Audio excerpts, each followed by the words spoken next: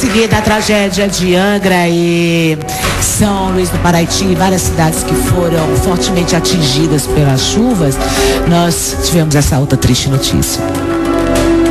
Catástrofe sem precedentes na história do Haiti.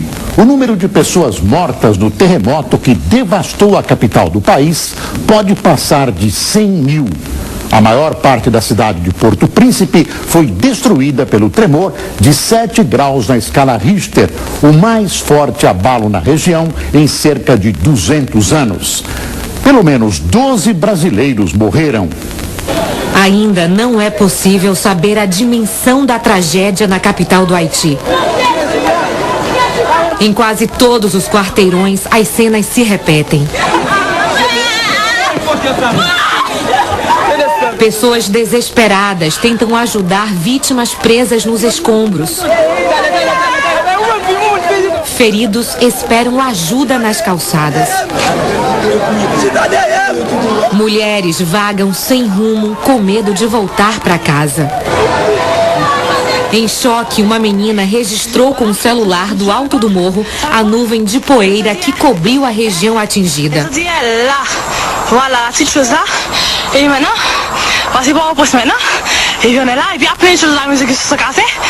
No desespero da voz, dá para ouvir a frase: o mundo está acabando. The war is coming to an end.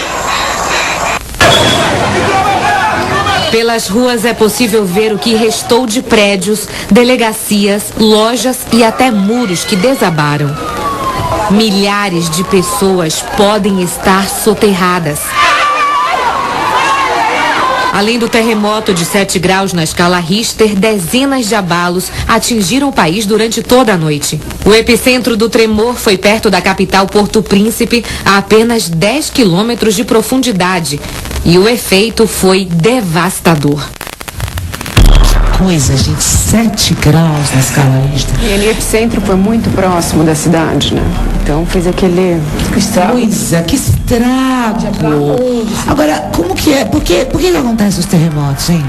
São acomodações das placas, né? Que pelo fato sempre acontece, a Terra está sempre em movimento, né? Só que ele, como foi muito próximo da superfície, ele foi extremamente violento.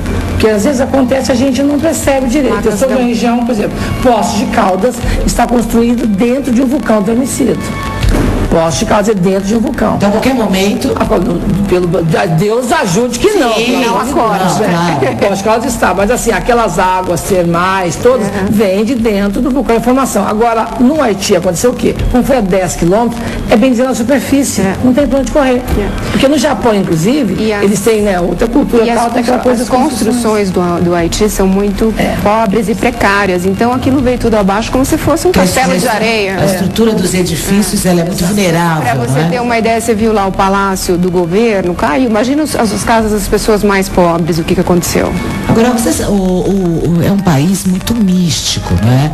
E entre todos os absurdos que eu ouvi, inclusive, eu ouvi o absurdo dizendo assim, isso tudo é por causa do voodoo que eles praticam. Você acredita? Foi o cônsul que falou. As pessoas mas isso quem falou foi o cônsul. Claro que não. Mas é muito mais cultural e político. É um país que foi, bem dizer, saqueado pelos seus governos. Saqueado, exatamente. Literalmente. Nas suas colônias. Essas colônias todas. É um país que foi, bem dizer, muito mal dirigido. Teve aquela coisa toda de ditador, depois passou pro filho.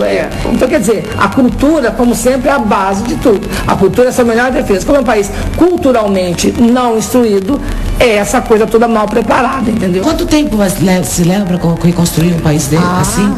Depois de uma tragédia dessa? Não dá para falar se você conseguir. O Japão conseguiu se erguer depois da bombação, mas é outra cultura. Se você conseguir, você leva um século.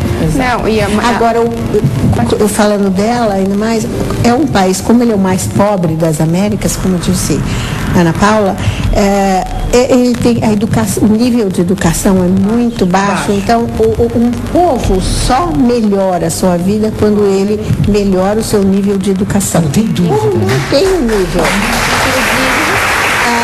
Eles não têm como sair disso tão cedo. E é um país sempre foi muito corrupto, todos os dirigentes, e não só corrupto, Bebedoc e cruéis. Então, também precisaria estruturar o país antes. Quer dizer, agora tem uma emergência. Claro, agora tem uma emergência. Mas de passar... Agora todo mundo vai ter que ajudar, não interessa se chega ou não chega, você vai ter que ajudar o país. Claro. Agora, a minha opinião pessoal, não sobre o Haiti especificamente, o Angra, o que quer que seja, mas todo mundo está falando muito em 2012. E cada vez mais. Eu tive agora de férias nos Estados Unidos, então o negócio é 2012, e eu, como estudo astrologia, sei que realmente tem um alinhamento de planetas e tal. As pessoas falam de fim do mundo.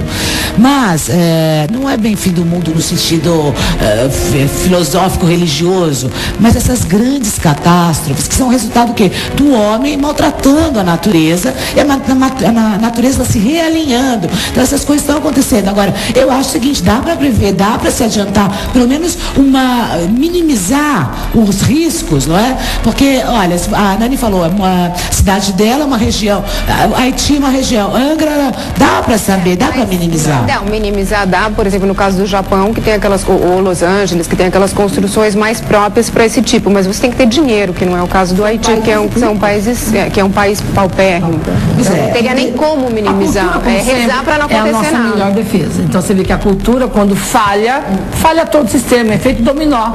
Eu falo por mim, inclusive. Se eu não tivesse me formatado culturalmente, eu talvez estivesse até hoje embaixo da margem do tapete, varrida, entendeu? O show não teria circulado pelos meios. A gente vive numa sociedade, aqui estou falando só sobre o Brasil, onde cultura é chato.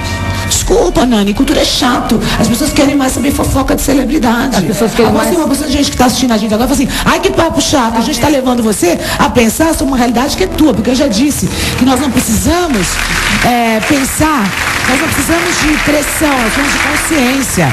Não adianta você pensar que é o problema do Haiti, que é o problema de Angra, é o nosso problema, é a nossa casa.